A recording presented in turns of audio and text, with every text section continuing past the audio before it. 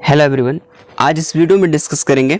आप सभी UP NHM result को लेकर के बहुत ज़्यादा डाउट में थे कि फाइनली हमारा यूपी एनएचएम 17,000 भर्ती का जो रिजल्ट है वो कब तक आखिरकार अनाउंसमेंट किया जाएगा।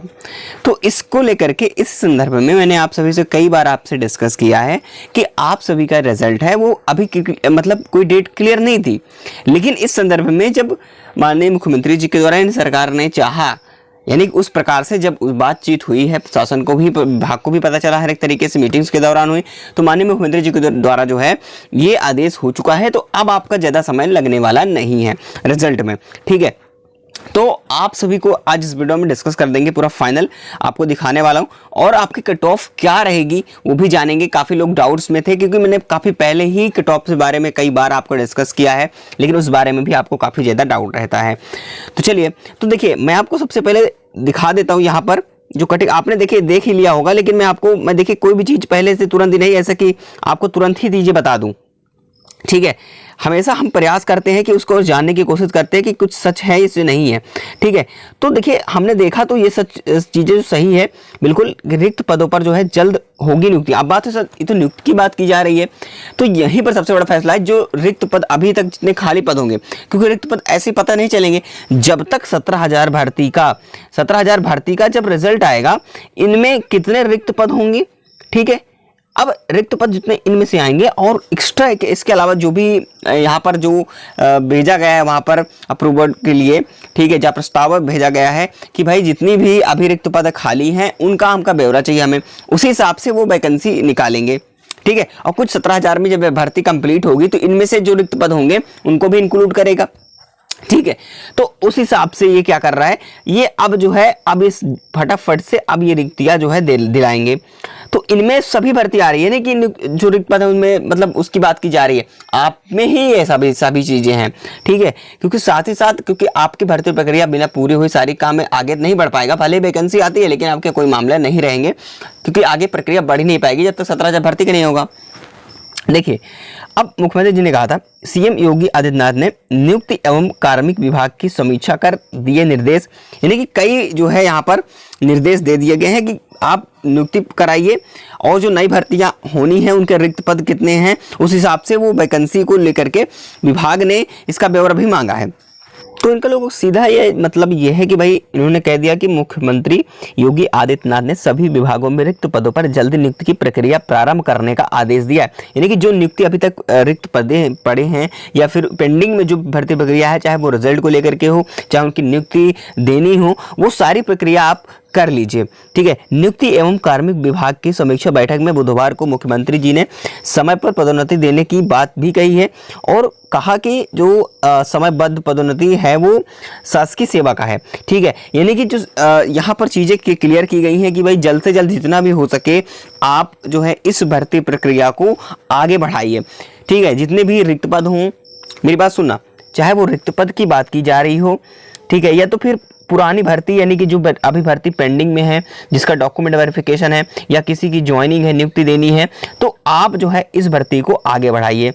अब विशेष बात ये 17,000 भर्ती को लेकर के ही नहीं है, इसमें जितने भी यूपी एनएचएम के अंदर जितनी एनएचएम विभाग में भर्ती प्रक्रिया है अपने उत्तर प्रदेश में, जल्द से जल्द इनको कंप्लीट करने की बात कही गई है। इसमें सभी भर्ती आ जाएंगी। तो इसमें से अब सबसे बड़ी बात आती है सर, तो फिर 17,000 भर्ती का क्या होगा, उसके बारे में कोई जानकारी दी नहीं गई है। तो मैं आपको बता दूं, सीधा उन्होंने जब कह ही दिया है कि जो अभी तक नियुक्ति देनी है जो विभाग में जिसकी बैठक हुई, देखिए यहाँ पर लिखा हुआ है कि बैठक में बुधवार को मुख्यमंत्री जी ने कहा ये सारी चीज़ें कि आप लोगों को जो है जल्द से जल्द इसका निस्तारण करना ही होगा। तो कुल मिला के अब सबसे बड़ी बात यह है कि इतने समय हो चुका है और इसका निस्तारण जल्दी होगा, क्योंकि जो 17,000 भर्ती है इसका निस्तारण कराना ही पड़ेगा। और ये जो रिजल्ट है आपका कब तक आ जाता है, तो मैं आपको बता दूं कि रिजल्ट ये आप सभी का सितंबर तक आपका, देखिए अगस्त में मैं नहीं कहूँगा बिल्कुल, ठीक है, सितंबर तक समय लगेगा जो है निश्चित है, लेकिन कंफर्म डेट बिल्कुल भी नहीं है, ठीक है। कंफर्म बिल्कुल भी नहीं, किसी को भी नहीं करना, कोई भी कुछ भी कहे कि इतने तारीख को आएगा फिर इतने बजे आएगा। बहुत सारे यहाँ पर जो है तरह तरह के अफवाहें फैला रहे हैं, लेकिन बिल्कुल ऐसा नहीं है, क्योंकि जो भी चीज़ें मैं आपको प्रोवाइड कराता हूँ वो काफ़ी ऑथेंटिक और सच्चाई जानने के बाद आप सभी तक प्रोवाइड करता हूँ। लेकिन काफ़ी लोग कमेंट करते हैं कि आप लोग यही बकवास डेली करते हो। मैं देखिए जो भी चीज़ें मैं खुद कहता हूँ, लेकिन ऐसा बिल्कुल नहीं है।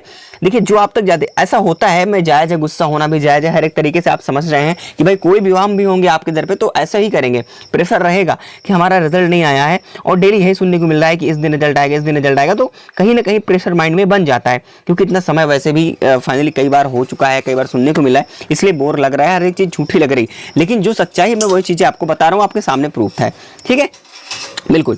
तो अब मैं आपको कह रहा हूँ कि सितंबर तक समय लग सकता है, अगस्त में बहुत ही मुश्किल है रिजल्ट आना, पहली बार बता दूं, आ जाए तो बहुत अच्छी बात है, लेकिन जहां तक मुझे उम्मीद है कि 99% उम्मीद है सितंबर में फर्स्ट वीक तक, ठीक है।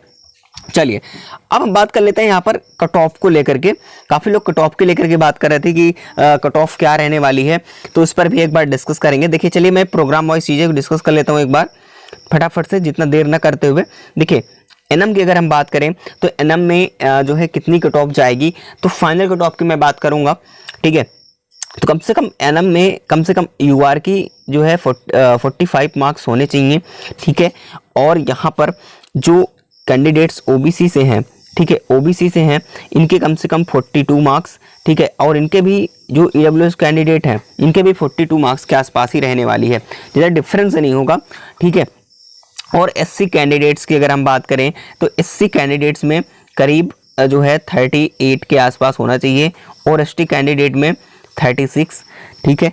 और जो पीडब्ल्यूडी कैंडिडेट हैं इनका कितना होना चाहिए, तो पीडब्ल्यूडी कैंडिडेट का 33 के आसपास होना चाहिए।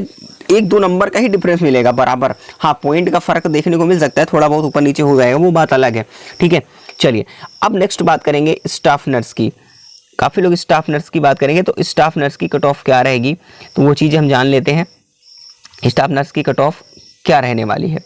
देखिए स्टाफ नर्स की अगर हम कट ऑफ की बात करें तो इसमें सबसे ज़्यादा कम कट ऑफ कहीं ना कहीं जाने वाली है, तो स्टाफ नर्स में कट ऑफ कम जाएगी, ठीक है। कितना जा सकती है, तो कम से कम आपके 42 के अप्रॉक्स होने ही चाहिए, इतने तो होने चाहिए, मिनिमम 42 मैक्सिमम बता रहा हूँ, ठीक है। कि इतने मार्क्स पर आपका सिलेक्शन होगा इस बार। जो लोग बता रहे हैं कि 60-70 बता रहे हैं, कोई 55 बता रहा है, तो बिल्कुल ऐसा नहीं है, वो आपके प्रोग्राम पर डिपेंड करेगा कि आपके प्रोग्राम में कितनी वैकेंसी, आपकी सीट कितनी है, एक से प्रोग्राम में आपने अप्लाई किया है तो कैसे आपका सिलेक्शन होगा, ठीक है। तो एक से प्रोग्राम में अधिक अगर जिन्होंने अप्लाई कर रखा है, एग्जाम दिया है, तो उसके ऊपर मैं एक स्पेशल वीडियो बना दूंगा आप सभी के लिए, ठीक है। उसके लिए आपको चैनल से जुड़े रहना है, ताकि जैसे ही मैं वीडियो अपलोड करूँ आप तक जो है पहुँच जाए, ठीक है। लेकिन सबसे पहले कट ऑफ आपको देख लेना है। ओबीसी की अगर हम बात करें तो कम से कम 39 के आसपास, इससे भी कम जा सकती है कहीं ना कहीं, जो कट ऑफ का क्राइटेरिया है, ठीक है।